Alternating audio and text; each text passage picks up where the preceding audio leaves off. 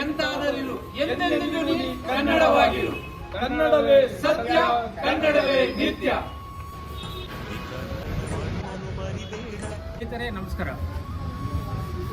ಇತ್ತೀಚೆಗೆ ಕರ್ನಾಟಕದಲ್ಲಿ ಕನ್ನಡ ಸಾಹಿತ್ಯ ಪರಿಷತ್ತಿನ ವತಿಯಿಂದ ಕನ್ನಡ ಸಾಹಿತ್ಯ ಸಮ್ಮೇಳನವನ್ನು ಆಯೋಜನೆ ಮಾಡಿದೆ. ಅದು 87ನೇ ಕನ್ನಡ ಸಾಹಿತ್ಯ ಸಮ್ಮೇಳನದಲ್ಲಿ ಅಧ್ಯಕ್ಷರಾಗಿ ಗುರು ಚನ್ನಬಸಪ್ಪ ಅವರವರು ಒಂದಷ್ಟು ನಿರ್ಣಯಗಳನ್ನು ಮಂಡನೆ ಮಾಡಿದ್ದಾರೆ. ಆ ನಿರ್ಣಯಗಳನ್ನು ಆದಷ್ಟು ಬೇಗ ಸರ್ಕಾರ ಅನುಷ್ಠಾನಕ್ಕೆ ತರಬೇಕೆಂಬಂತಹ ನಿಟ್ಟಿನಲ್ಲಿ ಇದೇ ತಿಂಗಳು 10ನೇ ತಾರೀಕು ಶುಕ್ರವಾರ ಬೆಳಗ್ಗೆ 11 ಗಂಟೆಗೆ ಫ್ರೀಡಂ ಪಾರ್ಕಲ್ಲಿ ಒಂದು ಪ್ರತಿಭಟನೆ ಹಮ್ಮಿಕೊಂಡಿದ್ದೀವಿ. ಆ ಪ್ರತಿಭಟನೆಗೆ ತಾವೆಲ್ಲರೂ ಆಗಮಿಸಬೇಕು. ಅನೇಕ ಹೋರಾಟಗಾರರು ಏನಿವತ್ತು ಕರ್ನಾಟಕದಲ್ಲಿ ದಲಿತ ಪರ, ರೈತ ಪರ, ಚಾಲಕ ಪರ, ಮಹಿಳಾ ಪರ, ಹೀಗೆ ಹಲವಾರು ಕಲಾವಿದರು, ಹಲವಾರು ಗಾಯಕರುಗಳು, ಚಿಂತಕರು, ಸಾಹಿತಿಗಳು, ಲೇಖಕರು, ಹೀಗೆ ಹಲವಾರು ಸಂಖ್ಯೆಯಲ್ಲಿ ಎಲ್ಲರೂ ಬಂದು ಭಾಗವಹಿಸಿ ಈ ಒಂದು ಹೋರಾಟವನ್ನು ಯಶಸ್ವಿಗೊಳಿಸಬೇಕಂತ ತಮ್ಮಲ್ಲಿ ಕಳಕಳಿಯಿಂದ ಮನವಿ ಮಾಡಿಕೊಳ್ತೀನಿ. ಈ ದಿನ ನಮ್ಮ ಗುರು ಚನ್ನಬಸಪ್ಪನವರು ಮಂಡಿಸಿದಂತಹ ನಿರ್ಣಯಗಳ ಒಂದು ಪಟ್ಟಿಯನ್ನು ತೆಗೆದುಕೊಳ್ಳಲಿಕ್ಕೆ ಇವತ್ತು ಕನ್ನಡ ಸಾಹಿತ್ಯ ಪರಿಷತ್ತಿಗೆ ಬಂದು ಅಧ್ಯಕ್ಷರ ಜೊತೆ ಒಂದಷ್ಟು ಚರ್ಚೆಗಳನ್ನು ಮಾಡಿ ಅವ್ರ ಜೊತೆಯಲ್ಲಿ ನೇರ ಒಂದಷ್ಟು ಸಂವಾದಗಳನ್ನು ಮಾಡಿ ಇವತ್ತು ಅವರೇ ಕೊಟ್ಟಿರ್ತಕ್ಕಂಥ ಒಂದು ಪಟ್ಟಿಯನ್ನು ನಾವು ತೆಗೆದುಕೊಂಡು ಬಂದಿದ್ದೀವಿ. ನಮಸ್ಕಾರ ವೀಕ್ಷಕರೇ, ನಾನು ನಿಮ್ಮ ಸಾಮ್ರಾಟ್ ಮಂಜು. ಈಗ ನಾವು ಕನ್ನಡ ಸಾಹಿತ್ಯ ಪರಿಷತ್ತಿಗೆ ಬಂದಿದ್ವಿ. ಈಗಾಗಲೇ ಭಾಳಷ್ಟು ನಮ್ಮ ಸ್ನೇಹಿತರು ಕೂಡ ಹೇಳಿದ್ದಾರೆ.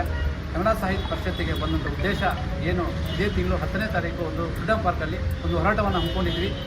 ಕನ್ನಡದ ಅಭಿವೃದ್ಧಿಗೋಸ್ಕರ, ಕನ್ನಡ ಸಾಹಿತ್ಯ ಹಾಗೂ ಕನ್ನಡದ ಅಭಿವೃದ್ಧಿಗೋಸ್ಕರ ಮತ್ತು ಕನ್ನಡದ ಏನು ಈ ಕನ್ನಡ ಸಾಹಿತ್ಯ ಪರಿಷತ್ನವರು ಏನು ನಡವಳಿಕೆ ಮಂಡಿಸಿದ್ದಾರೆ ಅದನ್ನು ಜಾರಿಗೊಳಿಸಬೇಕು ಮತ್ತು ಸರೋಜಿ ಮಹರ್ಷಿ ವರದಿ ಜಾರಿಗೊಳಿಸಬೇಕು, ಕನ್ನಡಿಗರಿಗೆ ಉದ್ಯೋಗ ಸಿಗಬೇಕು ಅನ್ನೋಂಥದ್ದು ನಾವು ಆಗಲೇ ಭಾಳ ವರ್ಷಗಳಿಂದ ಹೋರಾಟ ಮಾಡ್ತಾ ಬಂದಿದ್ವಿ. ಇಂತಹ ಅನೇಕ ಉದ್ದೇಶಗಳನ್ನು ನಾವು ಅವ್ರಿಗೆ ಹೇಳಿ ಇದನ್ನು ನೀವು ಮುಂದಿನ ದಿನಗಳಲ್ಲಿ ಸರ್ಕಾರದಿಂದ ಇದನ್ನು ಅನುಮೋದನೆ ಮಾಡಬೇಕು ಅಂತೇಳಿ ಈ ಹೋರಾಟವನ್ನು ಬಂದಿದ್ವಿ. ನಾವು ಕನ್ನಡ ಸಾಹಿತ್ಯ ಪರಿಷತ್ ಅಧ್ಯಕ್ಷರು ಕೂಡ ಮನವಿ ಮಾಡಿದ್ವಿ, ಅವರು ಕೂಡ ಬರ್ತೀನಿ ಅಂತ ಹೇಳಿದ್ದಾರೆ. ಸರ್ಕಾರಕ್ಕೆ ಮನವಿ ಕೊಡ್ಲಿಕ್ಕೆ ನಾನು ಬರ್ತೀನಿ ಅಂತ ಹೇಳಿರುವಂಥದ್ದು. ಹಾಗೆ ಪ್ರತಿಯೊಬ್ಬರು ಕೂಡ ಕನ್ನಡಿಗರು ಇದೇ ತಿಂಗಳು 10ನೇ ತಾರೀಕು ಫ್ರೀಡಂ ಪಾರ್ಕಲ್ಲಿ ಬೆಳಗ್ಗೆ 11 ಗಂಟೆಗೆ ಎಲ್ಲರೂ ಕನ್ನಡಿಗರು, ಕನ್ನಡದ ಅಭಿಮಾನಿಗಳು ಎಲ್ಲಾದರೂ ಎಂತಾದರೂ ಎಂದೆಂದಿಗೂ ಈ ಕನ್ನಡವಾಗಿರು ಅಂತ ಹೇಳ್ತಾ ಎಲ್ಲರೂ ಬಂದು ಈ ಹೋರಾಟಕ್ಕೆ ಕೈ ಜೋಡಿಸ್ಬೇಕು ಅಂತ ತಮ್ಮಲ್ಲಿ ಮುಖಾಂತರ ಮನವಿ ಮಾಡ್ತಾರೆ. ಏನು ಕನ್ನಡ ಸಾಹಿತ್ಯ ಪರಿಷತ್ತಿನ ಅಧ್ಯಕ್ಷರಾದಂಥ ಮಹೇಶ್ ಜೋಶಿ ಅವ್ರನ್ನ ಭೇಟಿಯಾಗಿದ್ವಿ.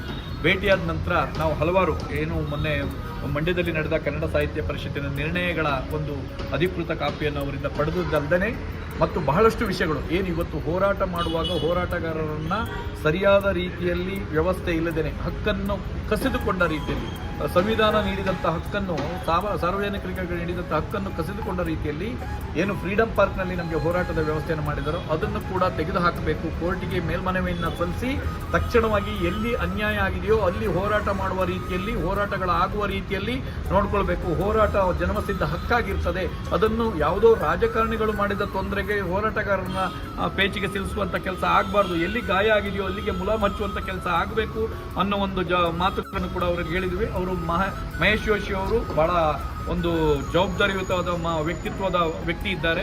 ಅವರು ಅದಕ್ಕೆ ನಮಗೆ ಸಕಾರಾತ್ಮಕವಾಗಿ ಸ್ಪಂದಿಸಿ ಇದೆಲ್ಲದನ್ನೂ ಕೂಡ ನಾನು ಪರಿಗಣಿಸ್ತೇನೆ, ನಾನು ನಿಮ್ಮ ಜೊತೆ ಇದ್ದೇನೆ, ನಿಮ್ಮ ಒಂದು ಬೆಂಬಲ ನನ್ನ ಜೊತೆ ಇರಬೇಕು ಅನ್ನೋ ಒಂದು ಮಾತುಗಳನ್ನು ಆಡಿದ್ದಾರೆ. ಖಂಡಿತವಾಗಿಯೂ ಅವರು ಒಳ್ಳೆಯ ಕೆಲಸ ಮಾಡೋದಾದ್ರೆ ಅವ್ರ ಜೊತೆ ನಾವು ಕರ್ನಾಟಕ ಸಂಘದ ಕನ್ನಡ ಒಕ್ಕೂಟ ಮತ್ತು ಕನ್ನಡ ಮನಸ್ಸುಗಳು ಯಾವತ್ತೂ ಅವ್ರ ಜೊತೆ ಇರಲಿಕ್ಕೆ ಸದಾ ಸಿದ್ಧವಾಗಿದೆ. ಹಾಗೆಯೇ ಇದರಲ್ಲಿ ಏನು ನಿರ್ಣಯ ಆಗಿದೆಯೋ ಈ ನಿರ್ಣಯ ಆಗಿರೋದು ಬರೀ ಪೇಪರಿಗೆ ಮಾತ್ರ ಸೀಮಿತ ಆಗಬಾರ್ದು, ಇದು ಜಾರಿಗೆ ಬರಬೇಕು ಅನ್ನೋ ಒತ್ತಾಯವನ್ನು ಇಟ್ಟುಕೊಂಡು ಕರ್ನಾಟಕ ಸಂಘಟನೆಗಳ ಕನ್ನಡ ಒಕ್ಕೂಟ ಇದೇ ಮುಂದಿನ ಬರುವ ತಿಂಗಳ 10ನೇ ತಾರೀಕು ಫ್ರೀಡಂ ಪಾರ್ಕ್ನಲ್ಲಿ ಈ ತಿಂಗಳ 10ನೇ ತಾರೀಕು ಫ್ರೀಡಂ ಪಾರ್ಕ್ನಲ್ಲಿ ನಾವೊಂದು ಹೋರಾಟವನ್ನು ಹಮ್ಮಿಕೊಂಡಿದ್ದೇವೆ. ಈ ಹೋರಾಟದಲ್ಲಿ ಸ್ವತಃ ಮಹೇಶ್ ಜೋಶಿ ಅವರು ಕೂಡ ನಾನು ಭಾಗವಹಿಸ್ತೀನಿ ಅನ್ನೋ ಒಂದು ಭರವಸೆಯನ್ನು ಕೊಟ್ಟಿದ್ದಾರೆ. ಜೊತೆಗೆ ನಾವೆಲ್ಲರೂ ಸೇರಿ ಈ ಹೋರಾಟವನ್ನು ಖಂಡಿತವಾಗಿ ಸಫಲಗೊಳಿಸಿ ಏನು ಕನ್ನಡ ನಾಡಿಗೆ ಬಂದೊದಗಿದ ಸಂಕಷ್ಟವನ್ನು ದೂರ ಮಾಡುವಂಥ ನಾವೆಲ್ಲರೂ ಒಂದಾಗಬೇಕು ಅಂತ ಬಿಟ್ಟು ಈ ಸಂದರ್ಭದಲ್ಲಿ